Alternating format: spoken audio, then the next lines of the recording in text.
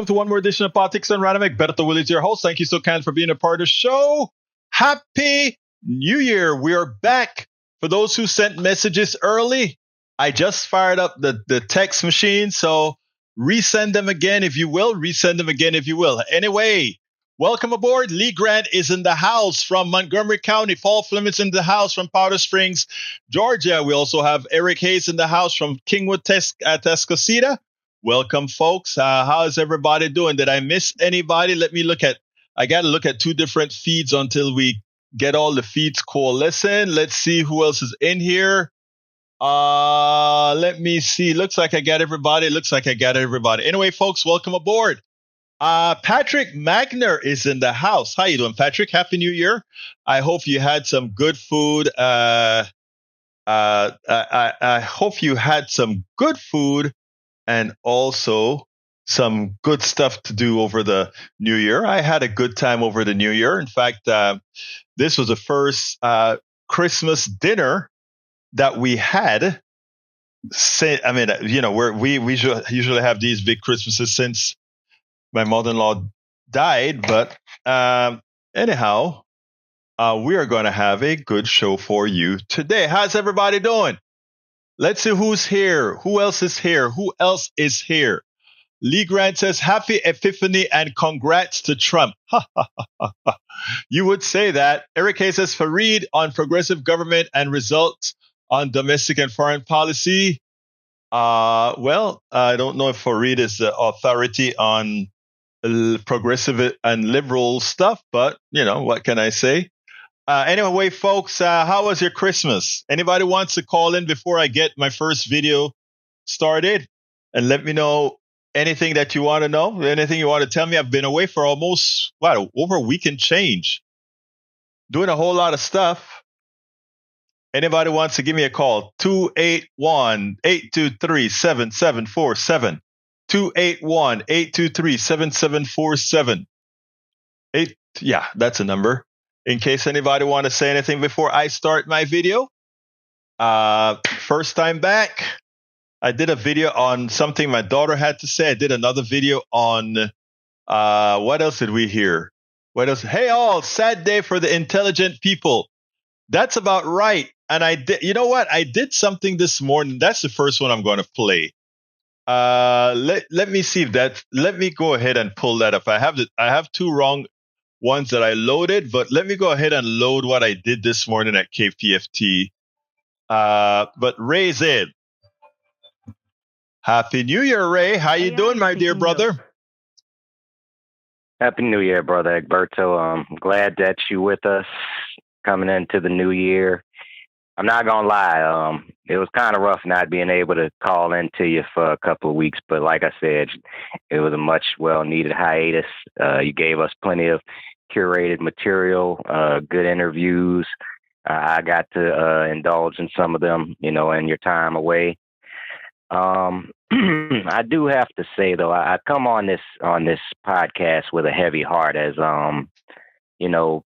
when I woke up on January 2nd, I heard about the absolutely horrendous, terrorist attack in my hometown of New Orleans on Bourbon Street, where I've spent many a nights partying, doing just what those people were doing. I grew up in that culture, and I know how sacred that place is, for the locals and what it means to us economically, just from a standpoint of worldwide, how famous Bourbon Street is, and for this individual to commit such a horrendous act of evil. And every time I see that video of him turning that big pickup truck, they did have a measure to block that street off, but, clearly he had, nothing but evil intent as he went around the barricade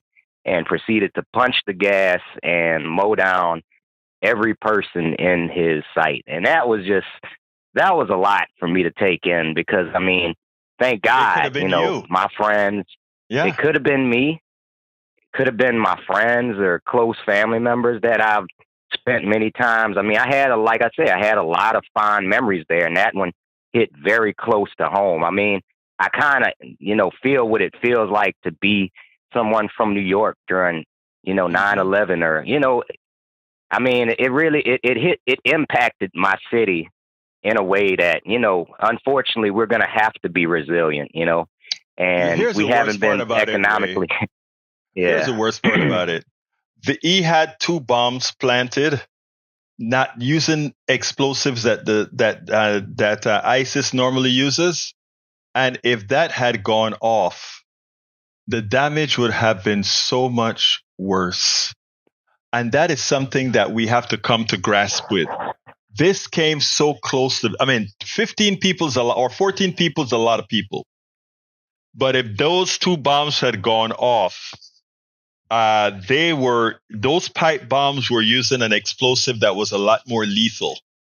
And it seems like it could have been a lot worse. So, in a lot of ways, we have to count our blessings of what happened in New Orleans. It could have been a lot worse. And again, like you said, a lot of us, New Orleans for a lot of us is around the corner, right here in Southwest Texas. 4-hour drive, 5-hour drive, 4-hour and change drive. He came from Houston.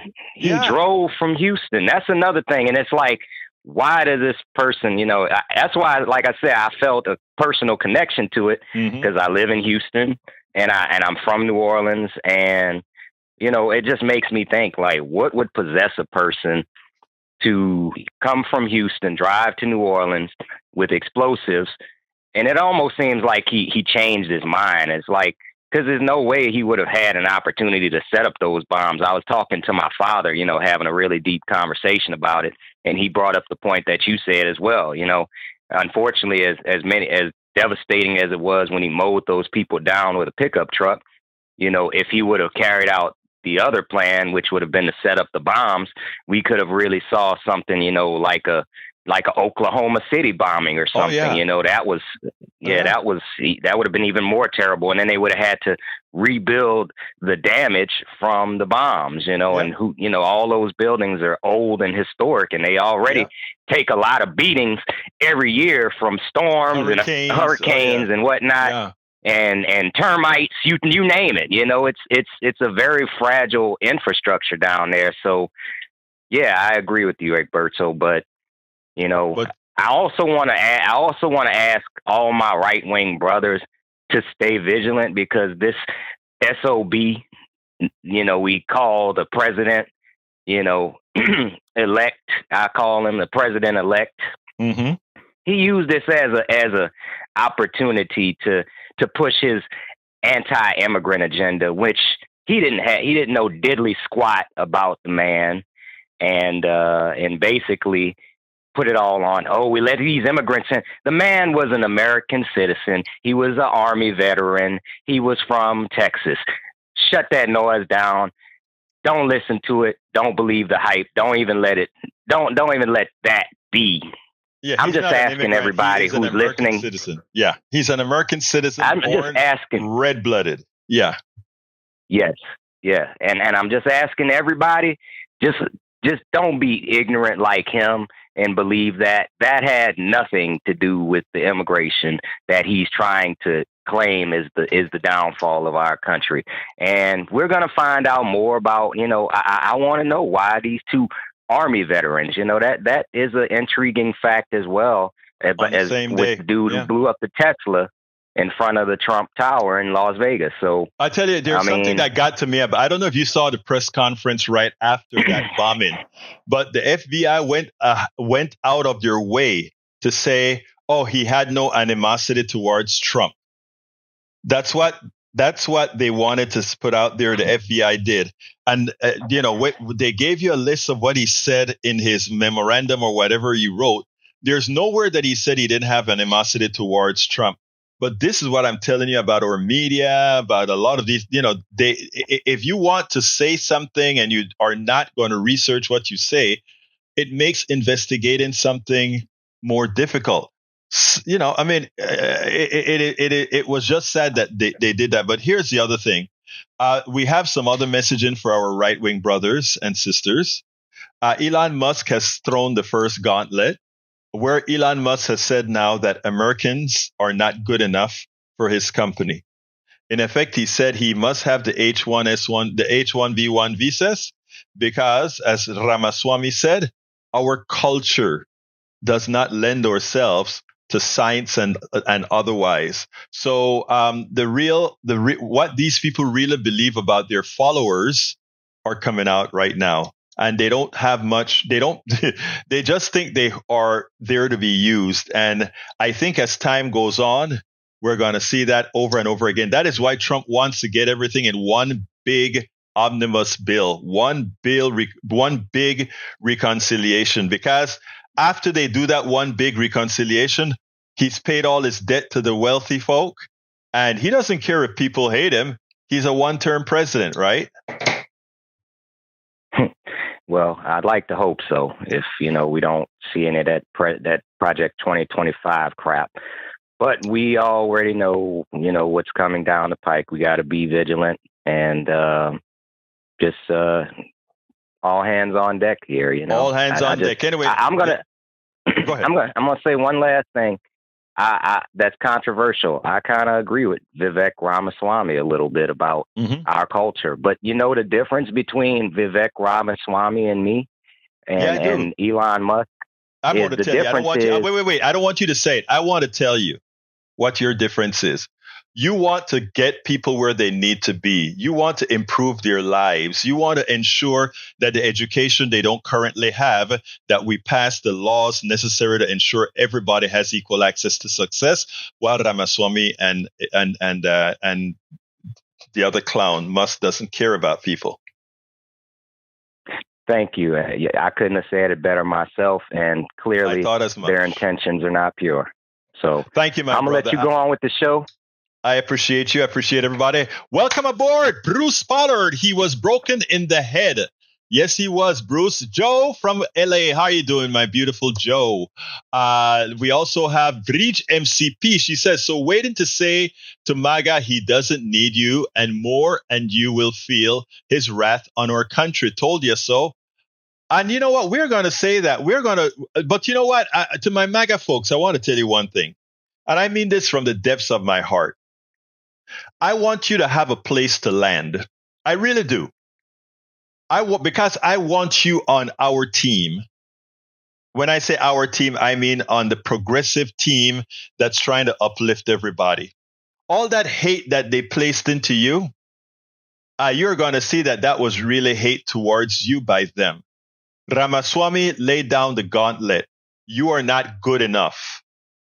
Musk laid down the gauntlet. H-1B visas, I will fight to the death for it, he says. Imagine that. He's going to fight for the death. You guys are anti-immigrant. Many of you are. And he's saying, not so fast. Not so fast. Okay, so we'll see. Anyhow, this is what I did this morning for this January 6th anniversary. I want you guys to take a listen of this. And then we'll take it on the other side. The first thing I want to do is to tell folks, today's January 6th. Today in our lifetime, and all of the people listening to the program today, January 6th, 2021 was the first time in our lifetime, anybody that is living today, that we actually had American terrorists attempt a coup on the United States. And we need to use those words because that's what it was. American terrorists. Terrorists is defined by people who terrorize in order to change political systems or to change an outcome, etc. That's terrorism. We had an act of domestic terrorism in this country on January 6th. They attempted something like this back during FDR's time, if I recall correctly, where billionaires as well had tried to take over. I think it was actually before FDR that tried to take over. I don't remember the story completely,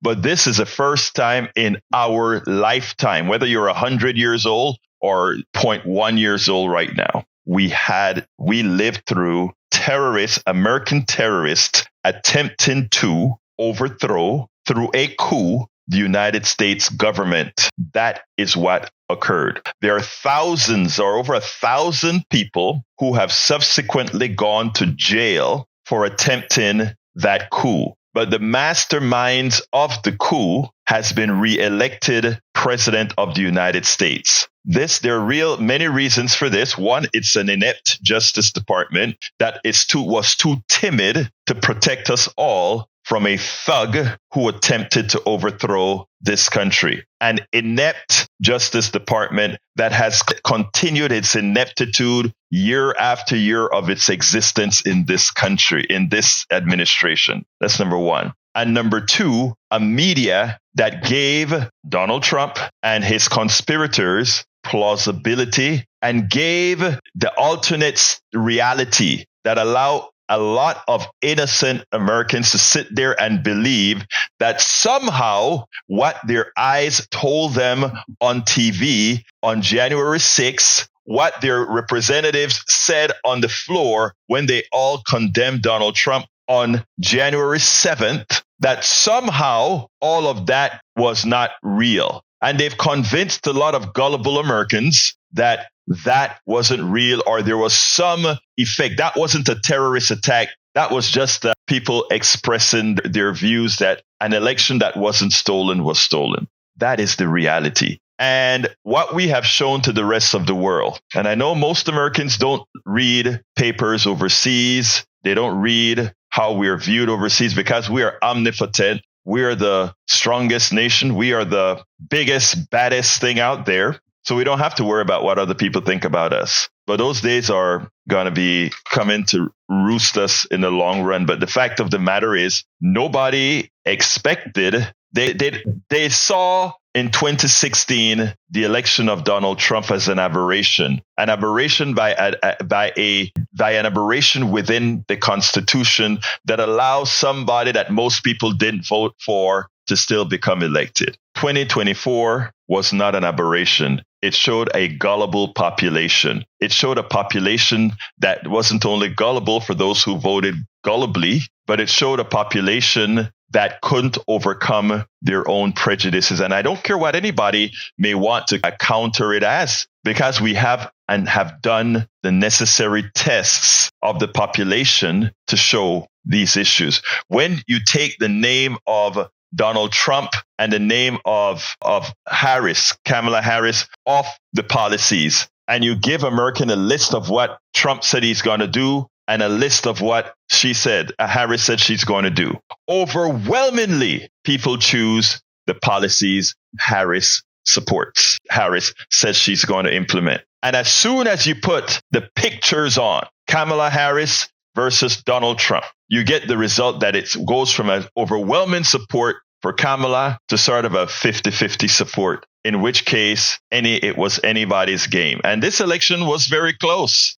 1.5 points. And, well, of course, a whole lot of progressives stayed home for various other reasons. And a lot of women who will be hurt by the policies of the Trump administration chose to vote their prejudices. Their prejudices superseded their well-being. Their prejudices superseded their well-being. So I am very much in concert with Brother Howard and Jack when we talk about how could we do this? Well, it was a conspiracy of media, the gullibility of a group. It was a failed Justice Department, you name it. But in effect, it was that our systems failed. Our system failed. We have a convicted criminal as president, and now all folks are having to go lick the ring of the convicted felon. That is who America is today. But again, it's a democracy. And, like I've said all of the times, a democracy look, we have a lot of times that we go out there and say, oh, we need to ensure that all these countries around the world are democracies. No, that's not true. Democracy requires a certain amount of education, an educated population. Let me give an example. If I have 10 bushels of corn to feed my community, and I say, we use 9 bushels, and people are satisfied, but they're still a bit hungry. That 10th bushel is there to plant for the next year. And educated folks will vote that, yes, we need to not use that bushel of corn. An uneducated bunch will not see the future, cannot rationalize the future, and will say, no, we still have a bit of hunger left. Let's use that damn bushel now. And we'll make sure and terrorize folks to use that bushel right now. And you use that bushel, and then for the next year, your whole community dies. Now, in a society like that, a strong man saves the society. A strong woman saves the society. And America had grown up to actually earn being a democracy where the civilization can still survive, because the mindset of the masses were always that of an educated mass in the aggregate. But we're losing that. And you know how you know we're losing that? Even the people that you voted for. Elon Musk goes out and he wants the H-1B visas because he says Americans are not good enough. I beg to differ, but Elon Musk is telling his folks in Appalachia, Elon Musk, that former apartheid South African that is now an American citizen but originally came here, quote unquote, supposedly not a very legal resident at some times, but now an American citizen. He says that he will fight to the death for H-1B visas. And Ramaswamy, his partner in what is it called? Goge or whatever they call it, says Americans are not good enough. These are the people that support the guy you elected. And Donald Trump has sided with him on H-1B visas. And guess what? Look, I am an immigrant. And, I love America. America gave me a lot of opportunities. I went to, I'd say thank you to America. Thank you for having the University of Texas, one of the best schools in this country, right? But I made the commitment to America. I naturalized. I became a citizen, and I did my part, and I paid hundreds of thousands of dollars, yes, in taxes, etc. Did my part. But what Elon Musk and his crew would like to do is just, by the way, an engineer from South Africa, an engineer from India, an engineer from Vietnam is no better or worse than an engineer from America. There's only one difference. You bring in an H-1B visa into America, they are willing to work for a lot less than an engineer who went to the University of Texas or the A&M University or to Harvard or whatever. And just as Elon Musk got 2,400 or so H-1B visas, he laid off, I believe it was 2,400 folks in Austin. That's who you supported, folks. But the thing about it is the media, as opposed to highlighting these issues, Bezos controlled the Washington Post, who forbid the Washington Post from endorsing Kamala Harris. And another billionaire controlled the LA Times, who forbid them from pointing out that they wanted Kamala Harris, right?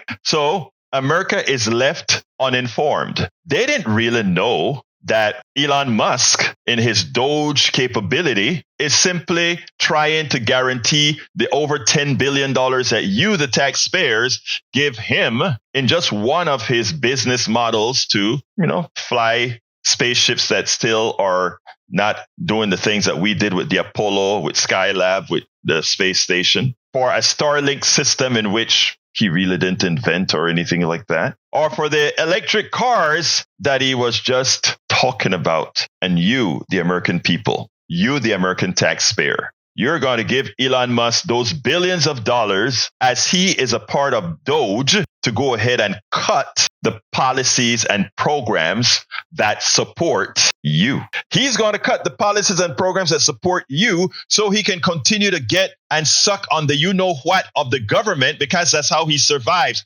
He's a welfare recipient. He doesn't tell you that. Elon Musk doesn't tell you. He's a welfare recipient. All his money for all these technologies come from whom? You and the government. Welfare recipient. And now in order to get tax cuts, etc., he's going to work with Donald Trump to do it. And then he says, you are not good enough. So he's going to bring a whole bunch of folks from these different countries. And I don't have a problem with bringing folks from different countries, but let's do it in a fashion that everybody pay their dues. As an immigrant myself, I paid my dues. Now he wants, you know who else pay their dues? You see, all those undocumented immigrants who are out there in the fields picking the tomatoes and the watermelons and the melons and all these things that gives you an affordable price in the grocery stores. Those guys, we need to legalize those guys' papers because we're dependent on them. But even that, they want to make money on.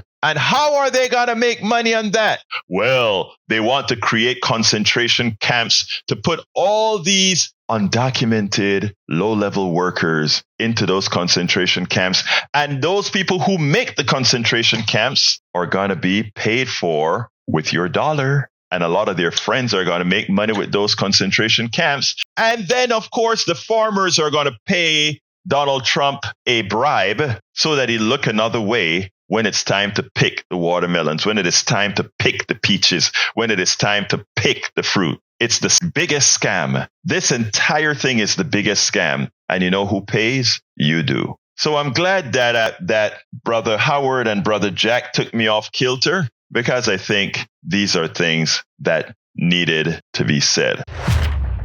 Absolutely things that needed to be said. Absolutely things that needed to be said. All right, who do I have the honor of speaking with at this point in time? Stop. This is Joe from LA. Hey, Joe, how are you doing, my dear lady? I'm okay, thank you. Talk to me. I love what you said about the people who pay in and don't get paid back. I also wanted to add, though, from, the trailer trash white Republican background I come from, a lot of these people, including myself, when I was younger, take being paid under the table job. And sometimes we have to pay in and we don't get back either. We take the minimum wage and we don't get Social Security nor any kind of recording on we don't get anything paid back for retirement. And white people don't realize that's what they're doing to them. That is such an interesting thing. And the fact of the matter is, a lot of our undocumented immigrants and other folks are holding up the Social Security, are actually the ones that are keeping the Social Security system more solvent than it would have otherwise been. And people are, and this is where, I always talk about how a lot of times, Joe, prejudice can make you do things that harm you.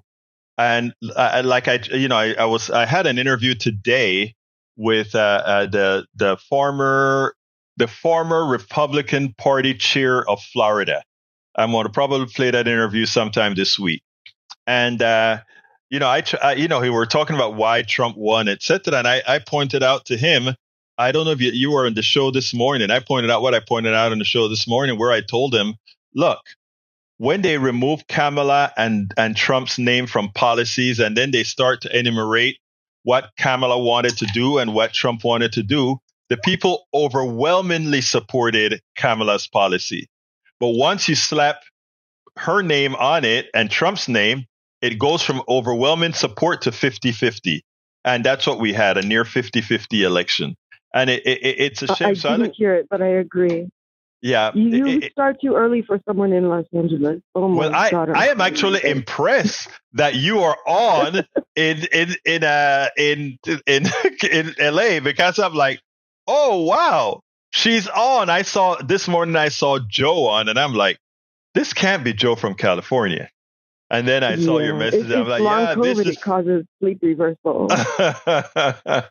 Yeah, this is Joe from California. But anyway, look, thank you, sis. Anything else you want to add before we go to the other video? No, thank you very much for what you're doing. Thank you so kindly for calling in. All right, folks, let me go ahead and get to the messages on the chat. Bruce says he was broken in the head. That is a terrorist. Bree says, so waiting to say MAGA, he doesn't need you anymore. I think I read that one already also. Hey, Yvette Avery Herod is in the house. Happy New Year, Yvette. I hope you had a good New Year. Carol Scholl Kotwitz. I think this is the first time I'm seeing Carol in the chat. Welcome to Politics Done Right, Carol. If you're still there, just give me a thumbs up or something. We also have Paul Fleming. I think I called out Paul. He says he actually went to college in Georgia State, and lived in DeKalb County. Then he moved to Texas. Oh, you're talking about, what's his name? I don't even know his name. Let's see. Ford, Intuit, Toyota, and Pharmaceutical Research and Manufacturers of America each give $1 million. Other major donors that made January 6th related pledges included Goldman Sachs, General Motors, Bank of America, AT&T. All of them are doing their payback. They're getting ready for their paybacks. And I'm not saying that. I'm saying that literally. These guys know exactly what they're doing. I'm not saying this just to be throwing it out as hot air. These guys know exactly what they're doing. That is why Elon Musk went up to Mar-a-Lago. That is why Jeff Bezos went up to Mar-a-Lago. That is why the guy from Facebook, Zuckerberg, went up. That's the reason why. It's all a game, and we all have to be careful now because, again, Zuckerberg controls the internet with Facebook. Musk controls some of the airwaves with Starlink, etc. And a lot of folks don't know Starlink will be maybe the back end to certain things as well. We also have to be careful with the guy from Atlanta who controls the LA Times. We have to be careful with Zin from Google, Alphabet, And what we have to watch what these guys are doing. And for those of us that are doing programming that's fairly controversial, we have to watch because I can guarantee you right now, I already get throttled. I can guarantee you there's going to be quite a bit of throttling. And with AI today, you can just have AI monitor a conversation and AI knows exactly what you're talking about. And if you make the list, voila, Mr. Patrick Wagner is in the house. How you doing, Patrick? Doing great. How was your holidays? Actually, great. Look, I had a great Christmas. I don't know if you listened to the program this morning, but it was our first Christmas in 5 years. I was telling the audience this morning, the worst 5 years over the last 5 years. It started with my mother-in-law getting a stroke on Christmas Day at our big Christmas stuff here. And it was downhill from there. Ashley got a stroke 30 days later. She got another stroke, 16 months later. And in between that time, my best friend got a massive stroke. I lost about 5 people over that time. So this was the first time we got together, and it was great. Let me just tell you that. It just felt good. It was a small gathering this time, but it just felt good. How was yours, my brother? Yeah. It was good. My dad's still alive, which is surprising. And excellent. Really I got that message from you a few weeks ago. Yeah. Yeah. While we were, I didn't want to take up too much of your time. I was trying to make a short phone call, but I'm glad things are going well.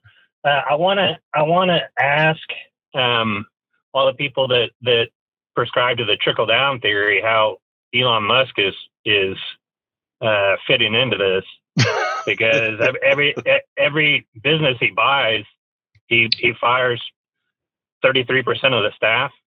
Yeah. So I'm curious about how that's creating jobs. And then if he does well, he gets 10,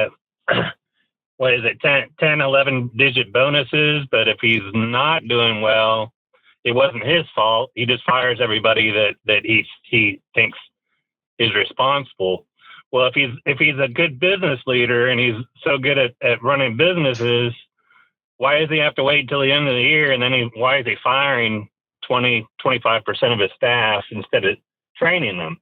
If he's a really good businessman and he's intelligent, he should be able to come up with ways to train these people.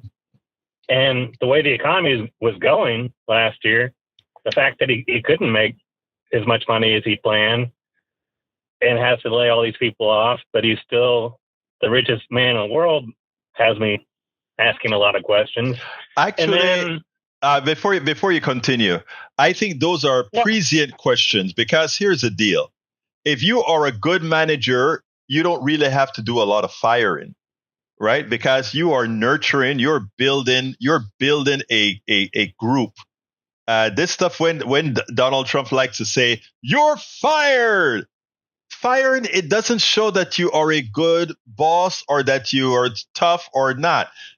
When you can nurture somebody, because everybody is nurturable. When you nurture, that's what shows a strong person altogether. So Yeah, I mean, but remember also, Elon Musk doesn't create anything, nor does he know much. I mean, a lot of people like to talk about him as a genius. He's a genius at capitalism. He's a genius at being a parasite. That's it. He knows how to be a very effective parasite, making a lot of money off of the labor, resources, and the innovation of others. That's who Musk is. A lot of people can't quite get it because of how they were indoctrinated, but that's who he is. Sorry to interrupt you on that one, Patrick, but please continue. Oh no, I appreciate the candor. His Tesla Corporation, it took him 2 or 3 years to come out with a truck that's a complete failure. Yeah. And then he's taken deposits on a roadster that nobody's ever even seen, and I think that's been 3 years in the making. And then Twitter can't even launch videos anymore. Nobody works there. Oh, I didn't know they couldn't launch videos anymore. Wow. Well, no, whenever he tries, he fails. But okay. He's worked at it several times, and then every single time it never launches on time, and it's problematic. And oh, you're talking about his live videos. Yeah, he's never gotten it right. Yeah, you're correct about that. In fact, not even when he did the interview with the president did it go right. Yeah, and you would think an intelligent individual would have maybe practiced a little bit, or have an ability to learn how to do something like that. But I was just curious how everybody thinks how he's fitting into the trickle down theory, and how he is creating jobs for all of us, and how smart he is, and how good of a leader he is. It's bizarre that what Americans will think about a billionaire. They're going to find out a lot, Patrick. Patrick, they're going to find out a lot pretty soon. And I think they're going to find out sooner than later. And that is the reason why Donald Trump wants to wrap up the entire policy in one huge omnibus reconciliation bill. Because when he's done, he's got nothing. He has nothing for MAGA. He has nothing for MAGA. He's going to release a lot of criminals on day one.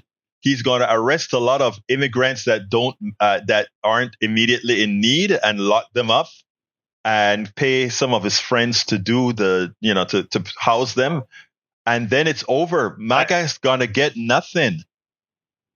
Yeah, after he empties the treasury for his friends, it'll be over. Right. MAGA gets nothing. That's all he's doing. And the funny thing about it is, I think by then some of them will smarten up. But the truth of the matter is MAGA is going to get nothing. But anyway, thank you very much for the call, my dear brother. And I'll see you tomorrow morning if you're there, okay? Yes, sir. You have a great day. You too, sir. All right, let's see what else we got here. Lee Grant says Kamala having to swear Trump in is the ultimate. No, I mean, she lost the election and she's going to do her job. I notice that there's not an insurrection. There's not a coup attempt. We understand that whenever there's a contest, somebody wins, somebody loses. And when that person loses, they accept defeat. I think she ought to be very proud in that she's already made sure that Donald Trump is now the 47th president of the United States, albeit a convicted felon. Melanie Keelan says, late. You didn't miss to ask Egberto anything on Saturday? I didn't have one. Let me tell you, I got a lot done over those 2 weeks. I think I had a show or two in between there, but I had about 5 interviews. I did a whole lot of housekeeping with regards to the back end of our stuff. We're now, folks, live on TikTok. We're live on Instagram. We're live on Substack. We're live on Telegram. We're live on Twitch. We're live on YouTube, Facebook, and Twitter.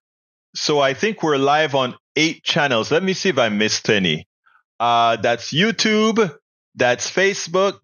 I missed one. LinkedIn, Twitch, TikTok, Instagram, Telegram, Substack, and X. So we are on 1, 2, 3, 4, 5, 6, 7, 8, 9 different live streams right now concurrently.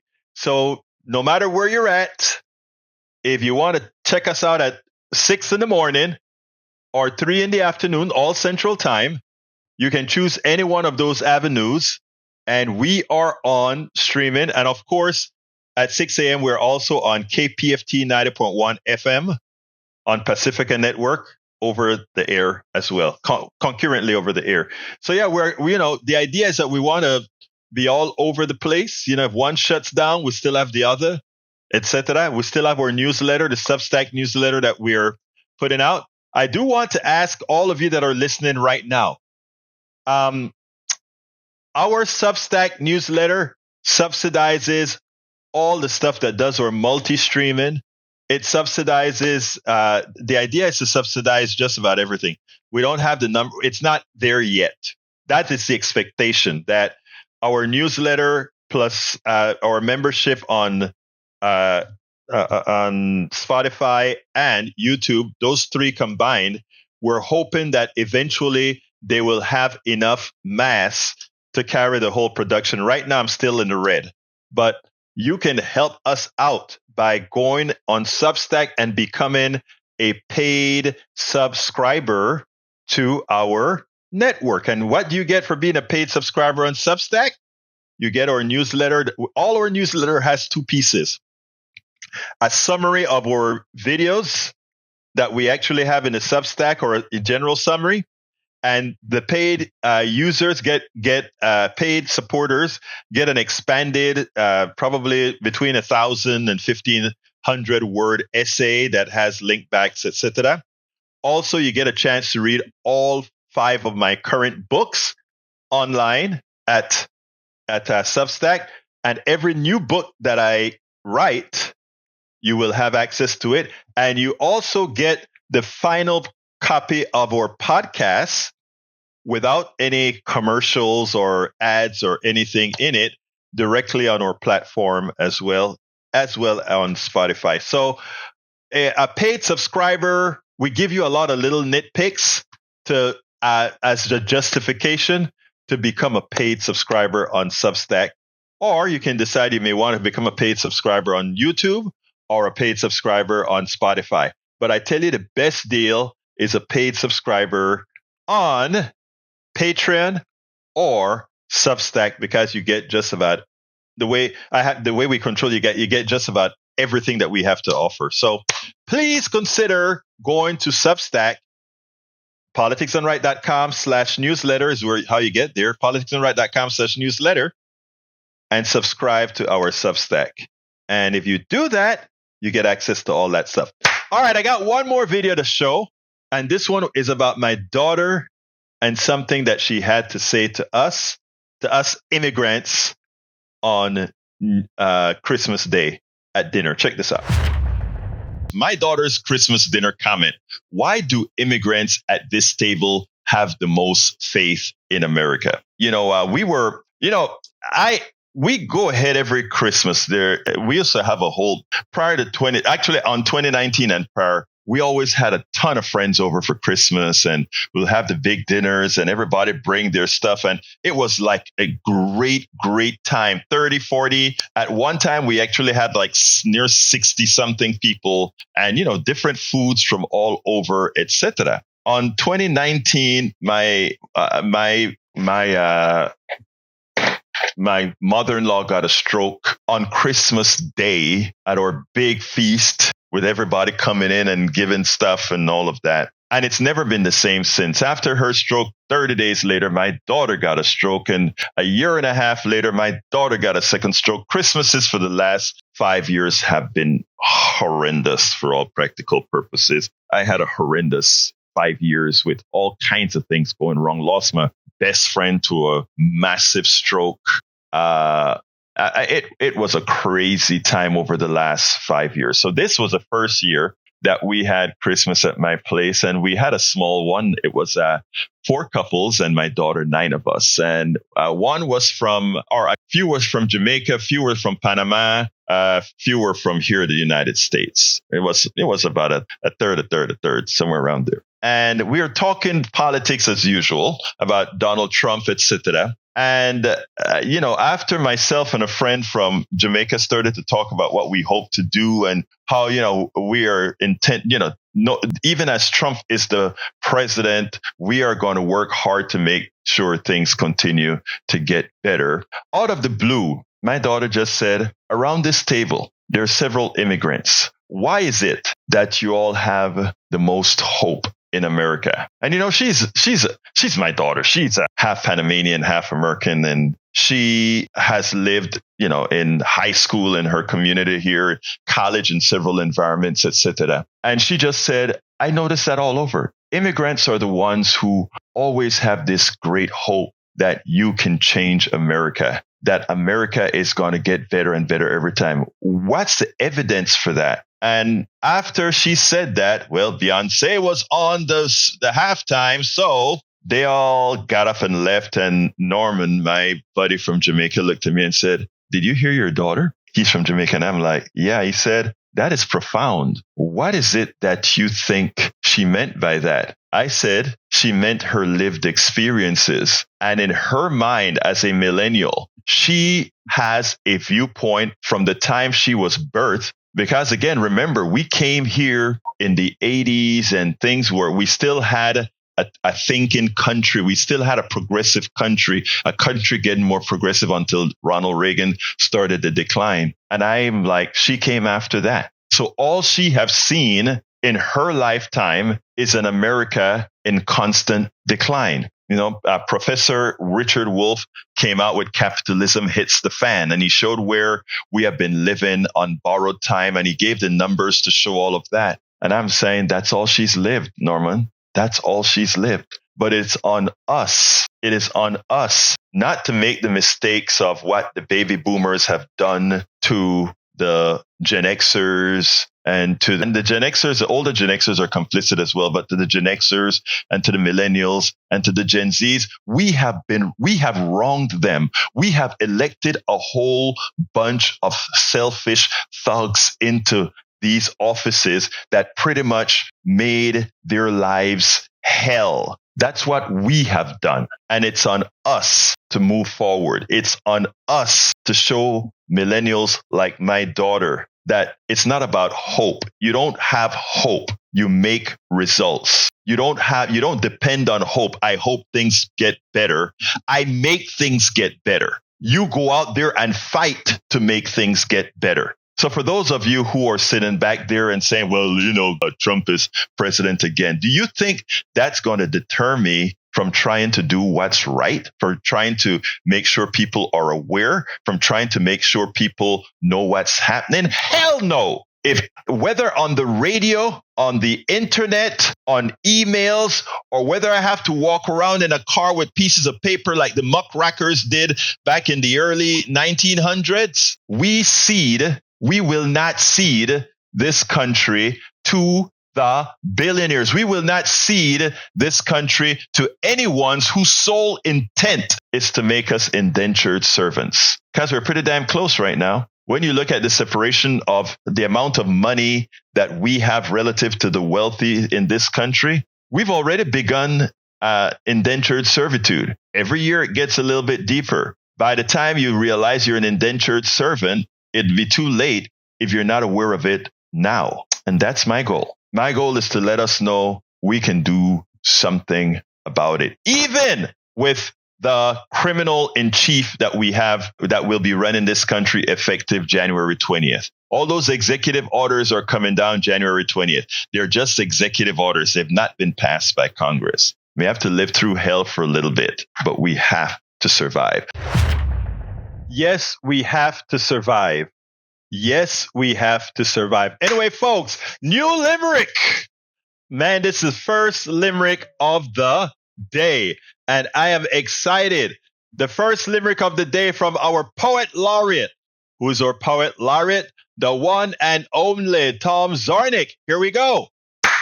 Health insurance companies are deceptive and stealthy, making profits priority and executives wealthy.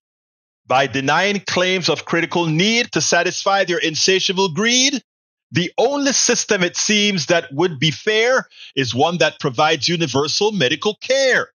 A government program affordable and single payer. In this, there should be no dispute or distress. Americans' independence is vital for our survival.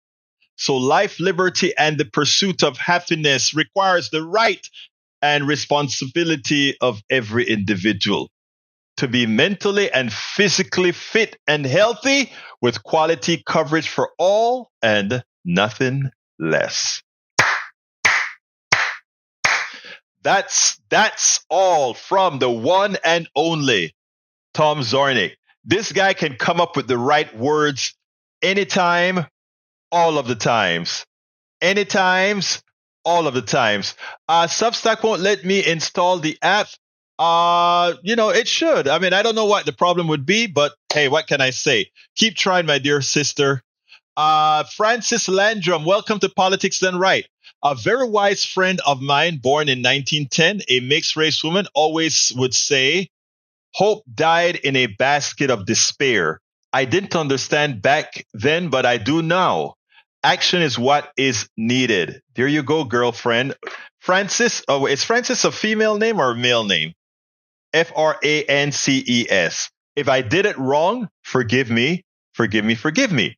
Joe says, hello, said the cat to the curious mouse, who was still young and full of wonder.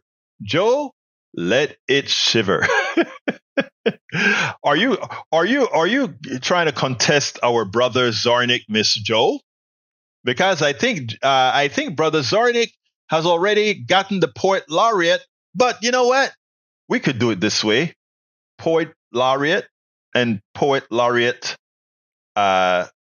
As poet laureate, what's the other word that I want to use? Maybe somebody will tell me what I can use. Anyway, let's see what else we got here. Mike Cisak says, Maywood, what is your definition of trickle-down economics? Don't undermine our intelligence here, Mike Cisak. Come on, brother. Everybody in this room knows what trickle-down economics is. I mean, trickle-down economics, Reaganomics, voodoo economics, it's called by several names. But the one thing we do know about trickle-down economics is the damn thing does not work. And anybody doubt it, go to my website, egbertowillies.com, and look up Richard Wolff and check out Capitalism Hits the Fan. I not only have the video there, I think I gave a little explanation as well, if I recall correctly. I am cool with street poet. All right, street poet. So we have our poet laureate and we have our street poet from Joe. All right, Lee Grant, did I see something? Melanie says she's late. I think I read that one already. Mike says it's bizarre that leftists think conservatives are for trickle-down economics when it's a leftist who push. Oh, God. Now you know that our brother Cisak lives in an alternate reality. This is a guy who likes to call Hitler not a fascist, but a socialist, a lefty. We all know Hitler was to the right and was a fascist. Now he says trickle-down economics is a lefty thing when we know in our recent term, it is Ronald Reagan who popularized trickle-down economics. Who's Ronald Reagan? A Republican that moved the country rightward. Mike Cisak, come on, man. Can you really no puedes pensar, hermano mío? Vamos, tienes que pensar, hermano. All right. Tom C says everyone can and should be poet laureate. More poetry, please. More poetry, please. Anyway, what else have we got here? I think that's all we have. No, it was Bush Sr. who used it as a slur against Reagan. It wasn't a slur. It was a truth. And not only was voodoo economics, there's a reason why Bush called it voodoo economics. One, Donald Trump is not all that far removed from Reagan in this case. Reagan promised that he was going to balance the budget. He was going to increase military spending. He was going to give tax cuts. He was going to leave Social Security alone. In other words, he's promising the same thing Donald Trump is promising, in impossibility based on the way our economic system works now. Of course, They could simply say, we'll do all these things and just keep printing money. They don't even need to write bonds. They just need to update the ledger and spend. But I won't tell you what happens if they do that for too long. All right, let's see what else happens here. We are at about 1 minute left. If anybody wants to get in a quick call before we close this out, 281-823-7747, 281-823-7747. You got about 30 seconds to call. And if you call within 30 seconds, I'll take your call. Otherwise, we have to shut this baby down. I want to remind everybody, I'm going to start putting those books on the screen. Those of you who subscribe to our Substack get to read all those books that are scrolling on the screen right now. Free of charge. It is yours for becoming a paid subscriber of our Substack newsletter, which can be found at politicsdoneright.com/newsletter. politicsdoneright.com/newsletter. I'm going to put that in there here. I have the link inside right now. politicsdoneright.com/newsletter will get you to our subscribe button for our newsletter. Please become a paid subscriber and realize that what you're doing, in as much as what we're giving you with the subscription, you are actually making sure that we can continue doing this, giving some truths, not only here, but at KPFT, not only at KPFT, but in our blogs and everywhere else, especially with a media that's currently on the take. You know that we can do. All right, let me read this from Tom Zarnik, who says, per Google, trickle-down economics is an economic theory that suggests that tax cuts and other policies that benefit the wealthy and businesses will eventually benefit the entire economy. Theory, the idea is that when the wealthy people and businesses have more money, they will invest in ways to create jobs and stimulate the economy. Policies, examples of trickle-down policies, tax cut for business and high-income individual, deregulation to lower costs for businesses, capital gains, break stamps, duty cuts, removing caps on salaries and bonuses. The term trickle-down is often used as a pejorative term by critics, and it should be a pejorative. Critics argue that trickle-down economics is a cynical ploy to line the pockets of the rich. And it's true. You don't want to create supply-side economics, which is trickle-down economics. You give it to the suppliers, and somehow they are going to magically know what you want. It's a lie. If you want a true democratic economy, let the consumer decide what he wants or she wants. And that's how you decide. Anyway, we're at 4:02 and I got to get out of here. Please consider becoming a paid subscriber of our Substack. Go to politicsdoneright.com/newsletter, politicsdoneright.com/newsletter. I am getting out of here. My name is Egberto Willies. This is Politics Done Right. And you guys know how I end this baby. I am what? We spend a lot of time deconstructing the news, trying to parse it into a form that everybody can understand. We try to find those little nitpicks where it flies above the fray, etc.